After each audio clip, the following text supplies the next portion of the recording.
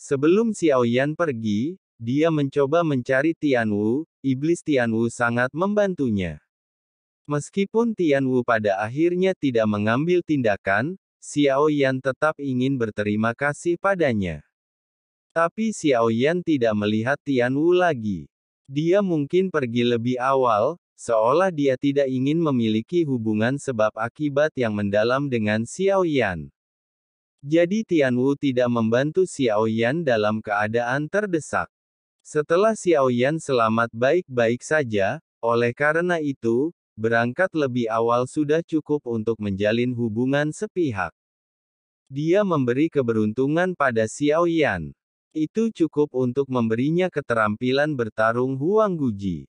Xiaoyan telah memikirkan tentang kristal Butian Jing, yang sebelumnya mengganggu Tianwu, dan kemudian diserap oleh pagoda Zichen Suling.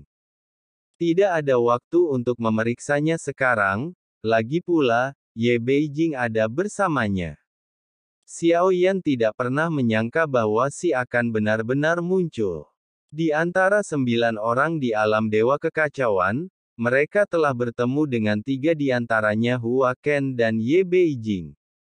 Tampaknya di alam dewa kekacauan yang misterius ini, identitas asli setiap orang akan segera terungkap. Bagaimanapun, mereka semua adalah makhluk yang sangat kuat, dan mereka akan memiliki sedikit banyak persinggungan satu sama lain. Apakah Anda ingin segera meningkatkan kekuatan Anda?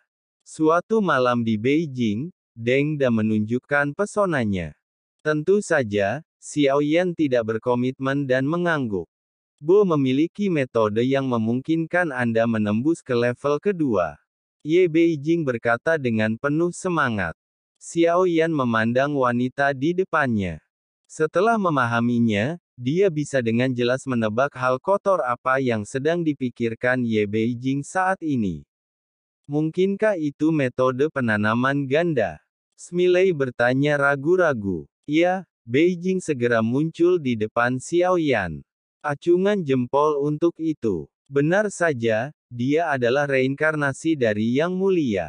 Dia sangat pintar. Maka kamu juga harus menebak bahwa aku sangat menyukaimu. Suara Ye Beijing tidak keras, tapi ruangan di sini tidak besar, jadi tentu saja sampai ke telinga kakak-kakak.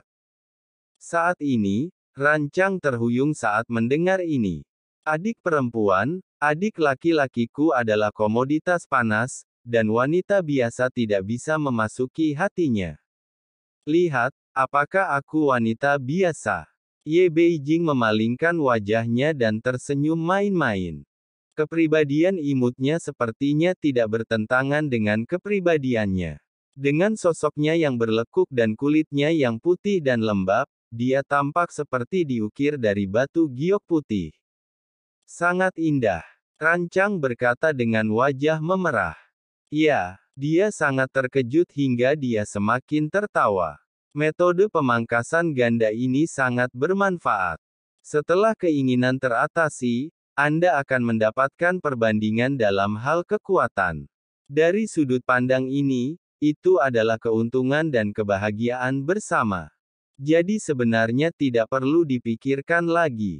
Ye Beijing bergerak ke arah Xiaoyan lagi, tetapi Xiaoyan berusaha sekuat tenaga untuk menghindarinya, karena bibir merah Ye Beijing hampir menyentuh pipi Xiaoyan.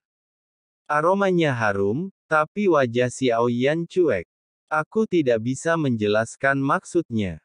Xiaoyan berbisik. Tidak masalah, saya sudah menyiapkan danyang kali ini dan saya pasti akan membiarkan Anda mengambilnya dan melawan saya selama 300 ronde dengan Yizu Qingtian. Di balik penampilan Ye Beijing yang lucu dan cantik, dia mengucapkan banyak kata-kata kasar yang romantis. Kakak-kakak senior Xiaoyan semuanya berpencar karena tidak mau mengganggu. Apakah ini sesuatu yang bisa mereka dengarkan? Hanya saja aku tidak merasakannya.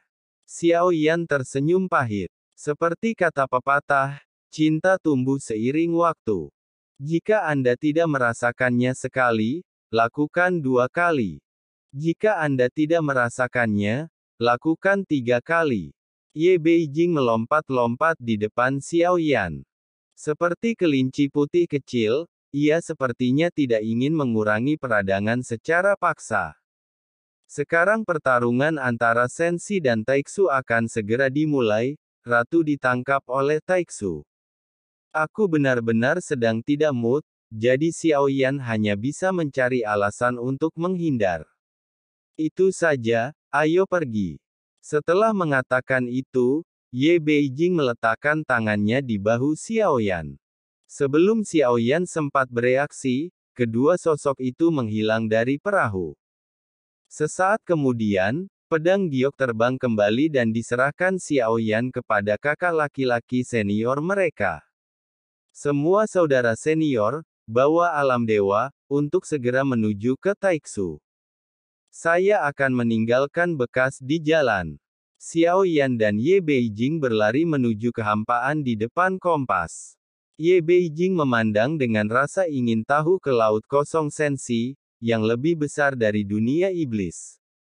Dunia ini menarik, terakhir kali saya datang ke sini ribuan tahun yang lalu. Orang-orang di sini lebih baik dariku. Ye Beijing berbicara dan berbicara seperti laki-laki. Setelah mengatakan itu, dia mulai melepas pakaiannya di depan Xiao Yan. Xiao Yan terkejut, jangan seperti ini, Xiao Yan sangat ketakutan. Yang dia takuti adalah sendirian. Untuk pertama kalinya, Xiao Yan berpikir akan dirusak oleh kebaikan ini. Pada saat ini, dia mencubit kerah bajunya dan melangkah mundur tanpa sadar. Dia tampak seperti wanita yang berperilaku baik. Jari-jari melengkung indah yang seputih batu giok ditutupi oleh kain tule.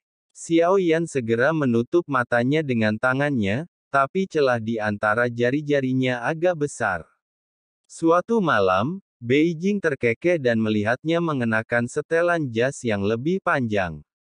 Benangnya, Guqin muncul di hadapanku. Apa yang sedang kamu lakukan? Aku hanya ingin memainkan sebuah lagu untukmu. Dia sedang menghadapi godaan Beijing, pinggangnya yang ramping menawan dan menawan. Jari-jarinya yang seperti batu giok memetik senar, dan suara merdu piano keluar.